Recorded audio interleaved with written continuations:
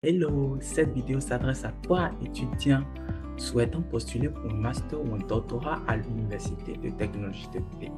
Bonjour à tous, je me nomme Avlesikal Joris, étudiant en master d'ingénierie mécanique et électronique appliquée à l'Université de technologie de Pékin. Je suis également ambassadeur de cette université. La vidéo d'aujourd'hui vous guidera étape par étape pour vous inscrire à un master ou un doctorat à l'Université de technologie de Pékin via le site officiel d'inscription. Tout d'abord, vous devez accéder au site d'inscription via le lien ici en haut, http://pjt.17gz.org. Ensuite, vous devez créer un compte en cliquant sur Register.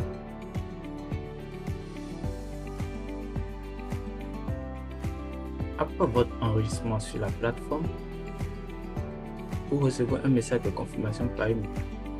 Puis, vous pouvez vous connecter en utilisant les informations fournies lors de la création du compte.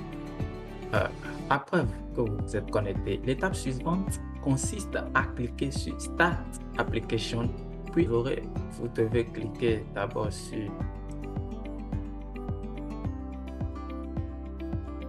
ici, accepter les conditions. Maintenant, à cette étape, vous aurez le choix entre 5 programmes correspondant aux différentes sources de financement de vos études. Le premier, la bourse du gouvernement chinois. Le deuxième, une bourse offerte par le professeur. La bourse de la municipalité de Pékin, un programme d'échange basé sur un accord entre votre université et l'université ici. Et le dernier, le financement personnel. Donc vous choisissez, comme moi par exemple, vous choisissez le premier, la bourse du gouvernement chinois. Pour ma part, j'ai obtenu la bourse du gouvernement chinois qui, en plus de couvrir les frais de scolarité, accorde une allocation d'environ 36 000 renminbi par année. Je vous recommande vivement d'opter pour les programmes 1 ou 3 car le taux de réussite est plus élevé dans mon université. Bien.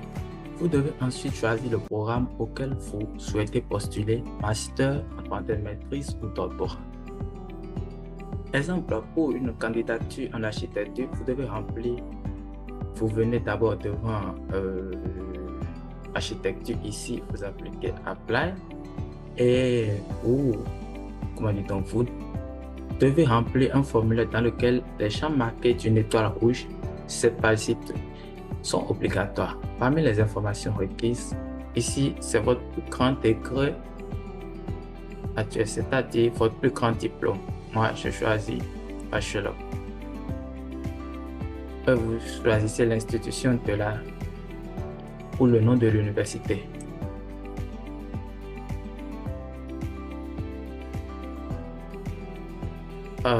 Ensuite, c'est votre résidence actuelle, si vous êtes en Chine ou non. Bon, moi, je suis...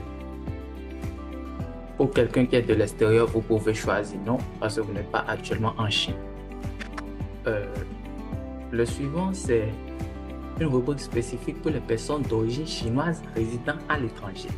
Les étrangers doivent simplement sélectionner non. Ensuite, votre numéro de passeport, donc votre passeport bien déjà préparé, et la date d'expiration de ce passeport. Et vous passez à l'étape suivante.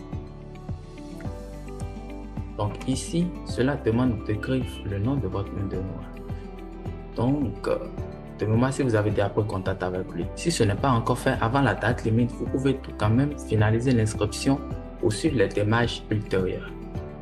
Dans ce cas-ci, c'est un bref résumé de vos projets d'études vous est demandé. Il s'agit simplement d'expliquer pourquoi vous avez choisi cette université et comment vous envisagez d'y mener à bien vos études.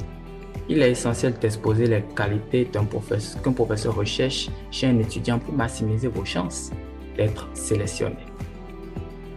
Alors, concernant cette partie, pour les étudiants souhaitant suivre un cursus en chinois, un niveau de HSK est exigé. Ceux n'ayant aucun niveau de chinois devront suivre une année de cours accélérés. Maintenant, pour les étudiants francophones ou provenant de pays où l'anglais n'est pas la langue officielle, l'un des certificats suivant est requis.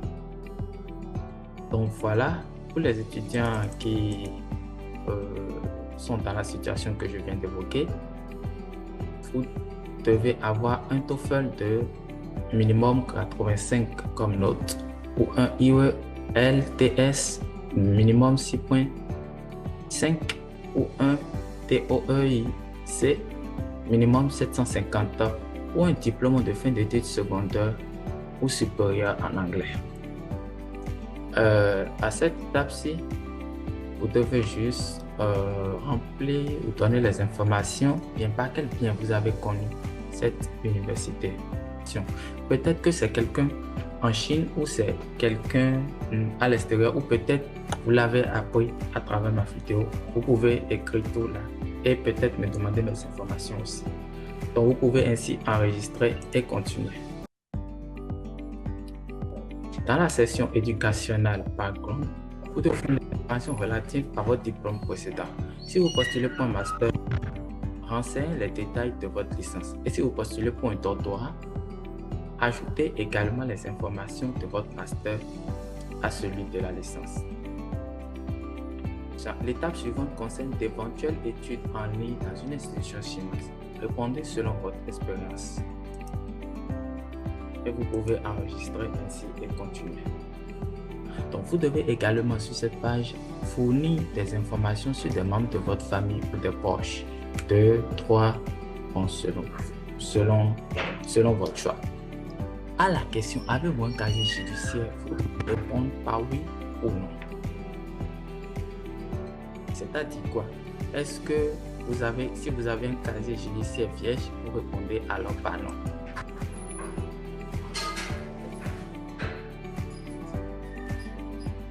Vous devez ensuite entrer les informations d'un garant financier en Chine ou à l'étranger et fournir un contact en Chine ainsi que l'adresse de résidence permanente. Oui, sur cette page, vous devez fournir votre adresse de résidence permanente. Enfin, vous choisirez le mode de récupération de votre lettre d'admission. Ici, vous pouvez le récupérer si vous êtes déjà en Chine directement à l'université ou on peut vous l'envoyer à votre adresse de résidence permanente. Alors, sur cette page, vous devez mettre toutes les versions PDF des documents demandés. Et la capacité ne peut pas être de plus de 2 mots. La photo suivante résume un peu les documents à ajouter ici. Et après avoir mis tous ces documents, vous pouvez directement envoyer votre application. Voilà, c'est tout pour aujourd'hui. N'oubliez pas de vous abonner, de liker et de partager cette vidéo pour aider d'autres étudiants. Si vous avez des questions, n'hésitez pas à les poser en commentaire. J'y répondrai avec plaisir. On se retrouve très bientôt pour d'autres contenus. Bye!